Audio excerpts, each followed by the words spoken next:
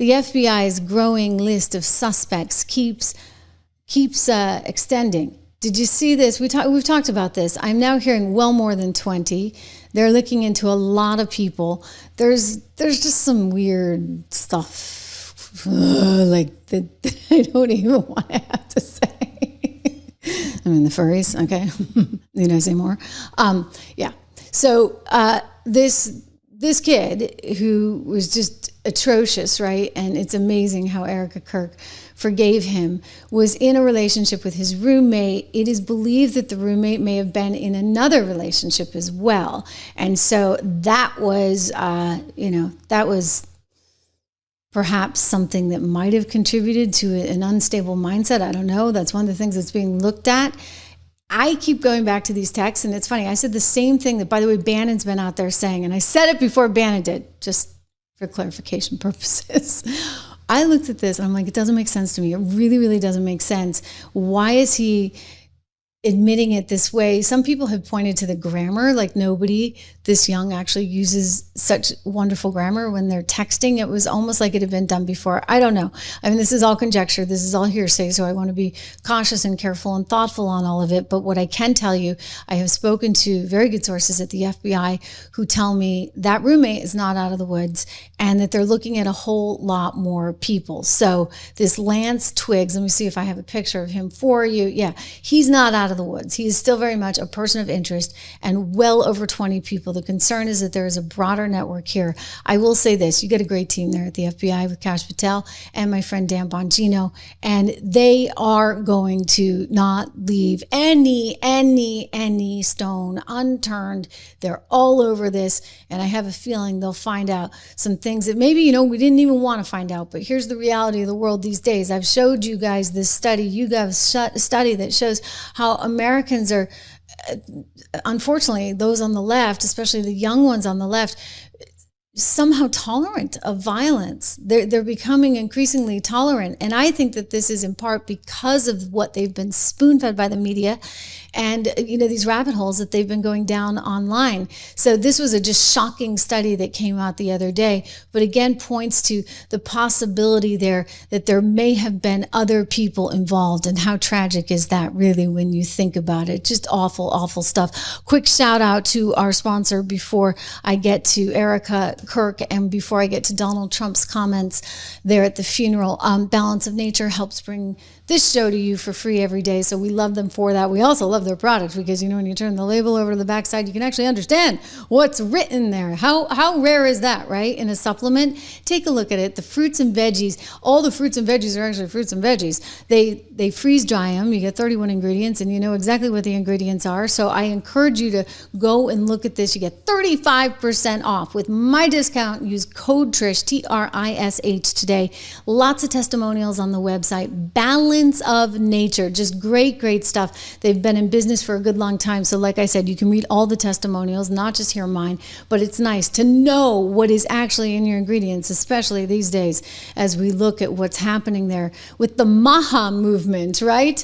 It was a tough weekend, really tough weekend.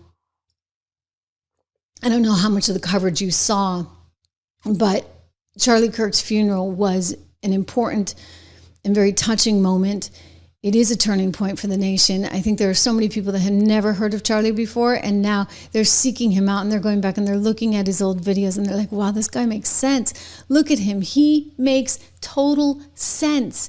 And they're like, how is it? How is it that, that I'd never heard of him before? Or how is it that the left could present him in such a way that was so manipulated, right? I played a short the other day, and I actually want to pull it up for you because I think a lot of people are coming to some realization that, in fact, he was out there trying to do lots and lots and lots of good, and yet he was constantly tarred and feathered for that. And that's not right. And that's never where we should be, because as a society, I really think we need to praise this speech. Here's a guy talking on TikTok about Charlie's legacy and how Charlie was able to expose the libs. Let's watch this together.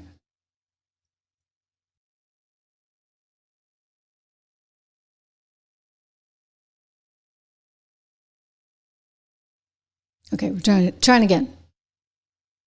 It's amazing how Charlie has become just bigger than life. His persona has started to captivate people who had never heard of him before. Watch. Let me just clarify. Y'all made me obsessed with Charlie Kirk. This came out of the blue for me. I never cared for bro content like that. Nothing against what he said. I was just never interested in clicking his videos to see what he had to say. But y'all made me deep dive and go down this rabbit hole because there was no possible way that y'all seen the same video I saw and half the world rejoiced it. And I'm just sitting here like, there's no way. Now I started looking into stuff and I'm like, dang, so you felt like this. Your hate and evilness has been revealed within you. But what you said, the way he said is cap. That's not even what he said. That's not even in the full context. So now I'm just starting to, oh, that was a lie. Oh, that was a lie. Wow. So, so now I don't know. I'm deep in it now. The libs are being exposed. Yeah. Right? They're being exposed and more people are coming to Charlie. I look at his YouTube channel and it's grown by like 2 million subs. In the last week, I look at his Instagram that might have been like 1.7 million and now is well over 12 million. It's just incredible.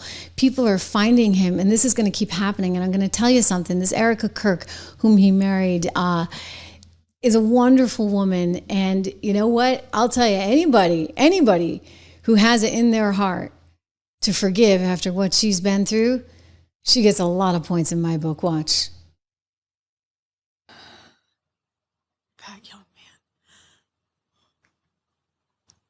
Young man. On the cross, our Savior said,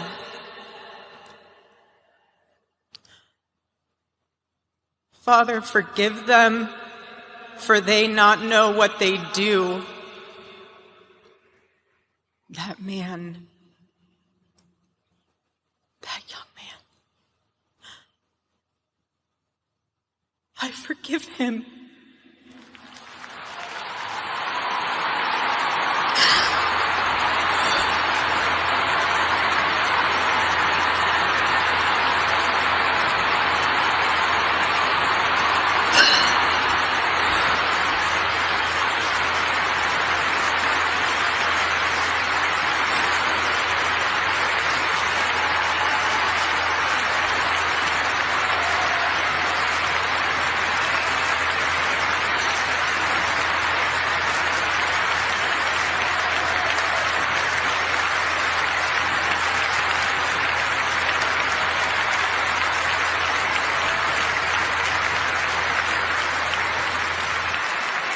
I forgive him because it was what Christ did and is what Charlie would do. The answer to hate is not hate. The answer we know from the gospel is love and always love. Love for our enemies and love for those who persecute us. Yeah. She's pretty amazing, right? She's pretty amazing. I'll tell you, these were two people totally in love. Donald Trump had something different to say. We're going to get to that in a second. It's just him being him. He's like, listen, you can forgive all you want. I'm not forgiving anyone. I'm not forgiving my enemies. Here, I want to show you a flashback to Erica Kirk going on her husband's show. You can just see, like, these are two people so in love, and it's so much a shame. It's surreal to me. I still, like, it hasn't totally fully sunk in, but I will say this, his legacy is going to continue on in a massive way, and it's in part a big part thanks to her, but a big part thanks to all of you guys and every little bit that I can do and you can do and everyone else can do to make sure that his legacy is well remembered so that we can have these conversations, right? Erica and Charlie in love. Two people in love. You can tell by the way they look at each other. My wife joins us, Erica Kirk, Hi, the beautiful, everyone. legendary Erica. I love you so much. I love you. You're my best friend. Welcome to the Charlie Kirk Show. We have asked the audience for questions. You pick one. Who is more conservative and why? Erica, Yes. by far. Not even close. I am a moderate compared to Erica. Andrew always jokes that once you got married to me, you got more based. That's true. That is true. No, Erica is very conservative. Do you think having kids made you more conservative? 100%. Which I didn't think was possible. But 100%. Absolutely. And do you And think a better wife. Erica Kirk has just been officially named the CEO of Turning Point USA, taking over for her wonderful husband. She's great. She's going to be a big role model and inspiration for a lot of young women everywhere. So my hat goes off to you, Erica Kirk, and I wish you all the very best, and know that I'm here, we're here, and we're going to do everything we can to help you along the way. I would say this, Donald Trump struck a slightly different tone at Charlie Kirk's funeral. He admits it, and this is one of the things we love about him, because, he's not pretending. He's not trying to be anything he's not. He recognizes that he's a human being with all his flaws and all his faults, and it is what it is, folks. It is what it is. Here, watch him. Missionary with a noble spirit and a great, great purpose. He did not hate his opponents. He wanted the best for them. That's where I disagreed with Charlie. I hate my opponent, and I don't want the best for them. I'm sorry. I am sorry, Erica. But now Erica can talk to me and the whole group, and maybe they can convince me that that's not right, but I can't stand my opponent. Charlie's angry. Looking down, he's angry at me now. Oh, not that angry. Listen, it's a tough time in this country right now. Charlie Kirk didn't deserve what happened to him. No one deserves that. I don't know if you caught the news over the weekend, but Van Jones, who's a popular Democrat columnist and contributor over on CNN, said that one of the last messages he received from Charlie was a request to have a conversation. He invited Van Jones on his show because he said, let's have a respectful debate, a respectful conversation. You may not agree with me, I don't agree with you, but let's have that. And Van Jones debated about whether or not he should release this information. He decided to go forward with it because in the spirit of, yes, let's have a dialogue together that is respectful of one another. That's so critical, and that's what's so missing right now. It's sad. There was a story in the New York Times over the weekend about how Erica and her husband, Charlie, sat down with a spiritual leader the night before he left for Utah. And one of the things that came up was the question of whether or not he should be wearing a bulletproof vest. She wanted him to be wearing that. And the spiritual leader was talking about also the importance of having some bulletproof glass around him when he spoke. So he knew this was serious. He knew it was getting dangerous. I mean, he told me back in 2018 on the air, I played this clip for you guys last week, after Antifa had surrounded him coming out of a breakfast in Philadelphia, 50 people, he knew it was getting dangerous. I mean, that was 2018. And he was warning against this, and he continued to get threats to the point where he said to this pastor and to his wife, he said, listen, I understand at some point this may be necessary, but not yet. Not yet. He still wanted to be accessible to everyone. And that left enormous vulnerability. Sure, he had security, but unfortunately there were no drones overhead. And this really awful person did a really awful thing. And you got to ask yourself, why would somebody do such a thing? What's happened to our society? I showed you the study from YouGov. Why are people on the left, especially the young ones, becoming so willing to tolerate violence? Ask yourself that. Because we can't live in a society like that. It's not right. It's wrong. I've cried a lot. I'm not going to cry again for you because my kids are like, Mom, there goes Mom again, crying. My daughter sent me something, another tribute to Charlie this morning, and of course I'm crying again. Cried when I took him to school the other day. I have had a hard time with this.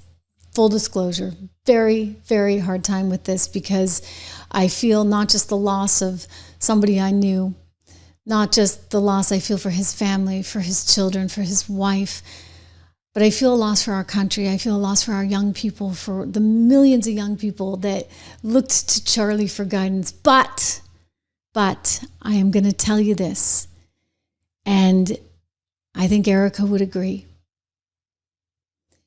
He has ignited something in all of us. An awakening, a revival, as she calls it. And that, ladies and gentlemen, will be his legacy. Let's listen to Erica talking about that very issue and how, wow, for the first time in a long time, people are saying, I got to get to church on Sunday. I'm going to go and read the Bible. I'm going to try and understand the Constitution. I am going to try and listen to the person that disagrees with me. Watch. Most of all, God's mercy and God's love have been revealed to me these past 10 days. After Charlie's assassination, we didn't see violence. We didn't see rioting.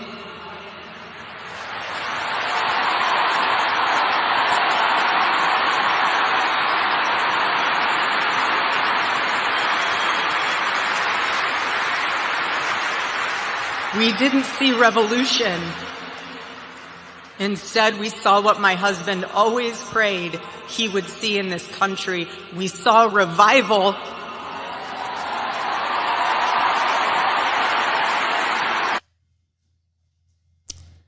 Revival. We see people coming back to the center, maybe going to the right, that never would have thought to do so before. We see people coming out to speak in Charlie's honor that were afraid to speak before. We see a commitment to a respectful dialogue that is so necessary at this point in time. And I love our country for that. God bless Charlie Kirk. God bless Erica Kirk and her family. And God bless America. I love you all. Thank you for what you do. We'll be back here live again with you tomorrow.